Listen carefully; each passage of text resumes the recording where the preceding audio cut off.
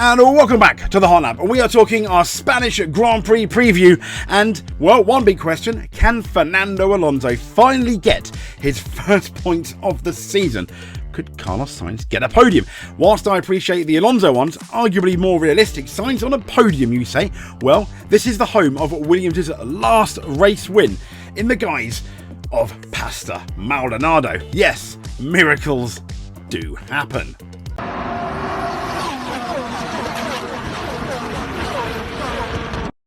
So, it is officially race week, again, for the third time in a row. And then we're going to have a little break, which is kind of nice, but this has been good. We've obviously had Verstappen winning Imola, surprisingly. Lando Norris, surprisingly to some, I don't think to us too much though, winning the Monaco Grand Prix. And who is going to win the Spanish Grand Prix? Who knows? Could it be a Mercedes driver? Maybe. So, this is obviously our Fernando Alonso, our Spanish king. He won in 2006 and he won in 2013 for both Renault and Ferrari. Now, the sad thing is that win in 2013 is his last race win. And that one for Ferrari, a bit depressing really. Now when we look at the weather though, and this is the weather, it's not gonna rain. No chance of rain. And we look at the Friday the 30th, 31st and 1st, it is gonna be fairly warm when you look at how hot it is. 28 degrees on the Saturday, 27 degrees on the Sunday. Yeah. Now the big question is, like we had in Imola, the tyres. As we know, Red Bull have kind of caught up on the tyres. So, will McLaren be at a disadvantage come the race pace?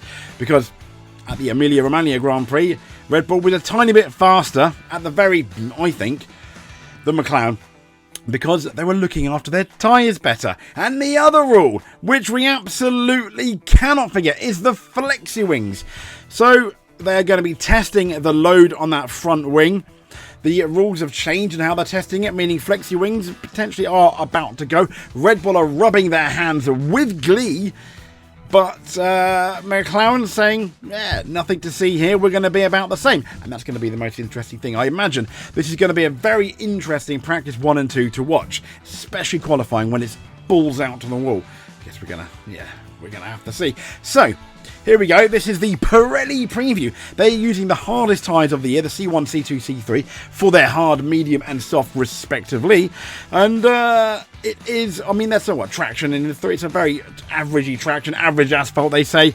Track evolution is average. Downforce 4 out of 5. So you need a fair bit of downforce in spite of that, which we'll see in a bit, that very long straight. And speaking of that long straight, here is that very long straight. So, let's get into the track. Well, let's get into the Circuit de Catalunya, just outside of Barcelona, where they will be doing, when I say they, the 20 drivers will be doing 66 laps of medium speed, I guess. This is what you can call this circuit. But you can overtake here, kind of thanks to DRS. As we then come off the final corner, we're now on the start-finish straight with the DRS wisely open. 14 corners and into corner 1, where you can brake probably a lot later than you actually think. Almost at the 50 mark board. Here we go. Right, left on the start. There are people side by side. We have many accidents here, and this is the turn that kills the tyres. It is turn 3. It goes on forever. You can pretty much do it flat in quali into turn 4. Nice braking. This is normally the end of the first sector, and we then start going down the hill. Now, what's interesting here, this is turn 5. People often go quite wide here. It's kind of like a weird corner where it just allows you to think you're going to brake later. Then we have this really nifty kind of chicane, a right and a left, then a very important corner because we're now onto turn number 9, and this is where the second DRS zone is going to be. It's nearly flat coming onto the corner. We have seen passes here. This was changed a couple of years ago to a corner that was a lot faster as we sweep around turn 14 into turn 13 and then into 12, getting ready for, well, the roller coaster end, which is at 13. It'd be interesting to see how flat these actually are. And 14 onto the straight with the DRS to do it again another 65 times. So now we've had a look at the track. Let's have a look at some of the stats. So Catalunya could become the fourth circuit at which Verstappen gets 4 wins in a row. Sainz could score points for the 150th time, and Tsunoda becomes the most experienced Japanese driver in history. Imagine that. He looks so young. These are just some of those milestones. But talking about the track, the Spanish Grand Prix is going to be the, you wait for it, 1,134th World Championship event in F1 history. Bet you didn't know that. It's going to be the 62nd time that Formula 1 has raced in Spain, but only the 35th Grand Prix held at Catalunya, the circuit you're watching now. This will be the 65th Spanish Grand Prix since the event was held in 1913.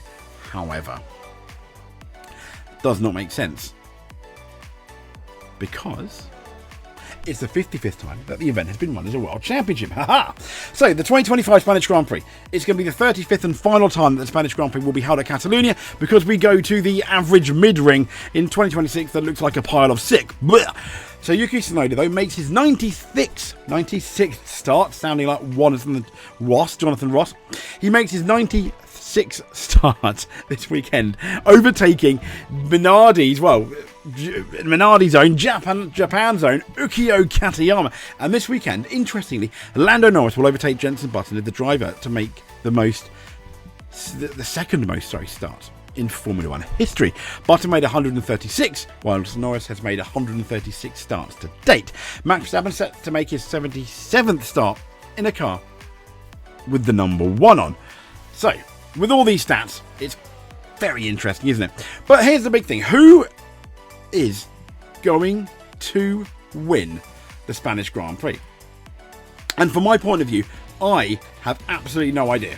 But we can guess. I kind of figured that we put a full bananas behind a certain Lando Norris, didn't we, for the Monaco Grand Prix. But what's going to happen here? Well, let's go through team by team. To be fair, Hulkenberg, and it's going to be Bortoleto as well.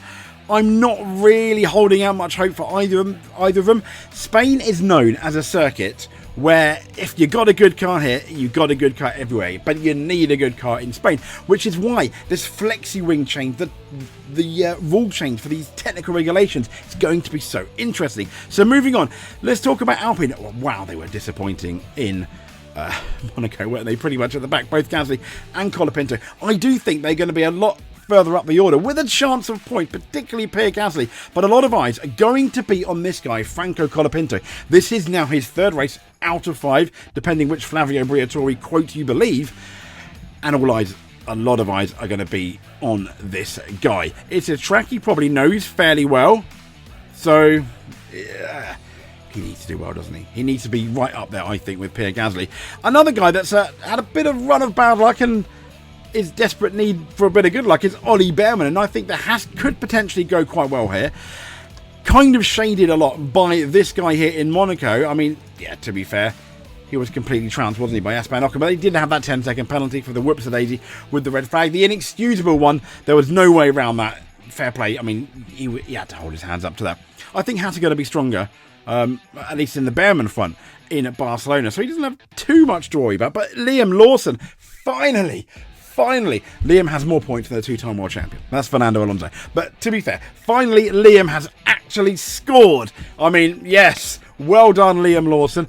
And he played, obviously, second fiddle to his teammate Isaac Hadjar, but he helped Isaac Hadjar score points as well. So Racing Bulls must be really pleased. This guy did very good around Monaco. The issue being is around Monaco they were going really slow. I remember in an interview Liam Lawson was saying they're going so slow, I just wasn't used to it. It's so uncomfortable. And I kind of get it. And he held everyone up to make sure Isaac Hadjar did well. Now, the pressure again I think is going to be on Liam Lawson. He's going to have to match Isaac Hadjar at the very least, be, if not in front of him, minimum, I think, 1 place behind them to keep him happy. And let's talk about Lance Stroll. Absolute disaster in Monaco, albeit a very good overtake around the outside in the chicane, which I saw on the F1 Twitter feed after the race. So fair play to him, but it's almost a travesty, isn't it, that he's got more points than this guy here. But wouldn't it be lovely if Fernando Alonso scores his first points in the 2025 championship? Yes, it would. Can he? I absolutely think he can. When you look at Imola, that was rapid. That, you know, yes, it is a slightly different circuit, but the car was rapid. Monaco, the car was good. Good enough for the top 10. Spain is going to have to be good enough for the top 10. And if nothing bizarre happens, like a bad safety car or something wrong with the engine or the car, I think he'll score points. I think we'll see Alonso scoring his first points. This guy's almost guaranteed to score points, it seems, as well. He's done very well in Spain. But he's going to have to beat his slightly less experienced teammate, but who's absolutely trouncing him at the moment. Yeah, I mean, Alex Albon, what a season he is having. Part of me wonders, it's me being cynical here, being slightly cynical. I've not heard this of any newspapers or anything. Is Red Bull, if Yuki Tsunoda is not good enough, and they think Isaac Hadjar they don't want to ruin, maybe needs a bit more time, are they going to be asking this guy to come back to Red Bull? It's going to be really interesting. It's going to be interesting to see what he does then. So surely these guys, the Mercedes duo, are going to have a better weekend than they had in Monaco. It can't be much worse, and I'm sure they will. I think this car will suit their track. This track will suit their car more. And I think Kimi Antonelli will be a lot happier here than he was at Monaco. He seemed to struggle a tiny bit at Monaco.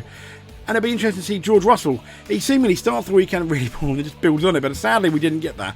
And Kimi will be happy that, yes, he's made his one big mistake. It was at Monaco. I think we can forgive him. And onwards to Spain. And he said himself, you know, he's gonna put that to bed and put it all behind him. But one guy that also needs to put Monaco behind him is Sergio Tsunoda version 2. So Yuki Tsunoda, I think he's done okay. We're talking exceedingly average. Not bad though, but I think he needs to absolute minimum stick it into Q3, depending how fast that Max can do the Red Bull. And in relation to Max, what's going to be really interesting is how the Red Bull reacts to Spain. I think it should go fairly well there. Compared to the McLaren, we don't know. Will McLaren be hurt by these flexi wings? We don't know for sure. We can only speculate. McLaren have come out and said no, but then the cynic is going to say yes, of course McLaren have come out and said no. Red Bull have said, Christian Horner specifically has said, if Max can come to Spain within 25 points of the championship, we've got a good chance. And that's exactly what they've got. So speaking of chances, what chance for this guy here? Well, I think many are now suggesting, does Lewis Hamilton need a new race engineer? Potentially. Yes, because it's just not working, is it? We're like quite a few races in now to the championship, and no, it's embarrassing more than anything else. If you can get on the same row as Leclerc, like he did in Monaco, that would be fantastic. Charles Leclerc, qualifying master, just missed out of pole, and therefore the win at the Monaco Grand Prix, but he finished second. First Ferrari race podium of the year, so well done to him. Now the two McLaren boys, a lot of people, and I think so too, this is what the race is going to be between. I think it's going to be between Oscar Piastri and Lando Norris, with the caveat being if, with these technical regulations, McLaren aren't slowed down. I don't think they'd be, but I don't want to bet the house on it. But I don't think they'll be. And I predict an Oscar, if that's the case, an Oscar-Lando front row, and wouldn't we love a real battle between these two. After Monaco, yes, some might say it's an easy race to win, but you need to concentrate a lot, even if you're going slow. But he won it in qualifying. The pressure was all there. His first lap wasn't good enough. Leclerc had pole. He made that next lap count in Q3 at Monaco with an absolute shed load of pressure. So we know Lando can do it. Lando knows Lando can do it. He just needs to believe that he can do it this weekend. Guess we'll have to see. I guess we're fingers crossed for Lando Norris. So that is our Spanish Grand Prix predictions. We're thinking McLaren are looking good, but depending on their flexible wings, I think Verstappen could cause I don't want to say surprise, because that car is really good. The big if is going to be where are Ferrari and Mercedes going to be and whether they can challenge. And I think come practice 2 we'll have a good idea, particularly with those race ones, because it's going to be fairly hot. But if you've made it to the end, thank you very much. Give us a subscribe if you're not. That will make us very happy. If you are already subscribed, you just watching this is more than enough for us. But until then, stay safe, speak to you soon, and thank you very much for watching.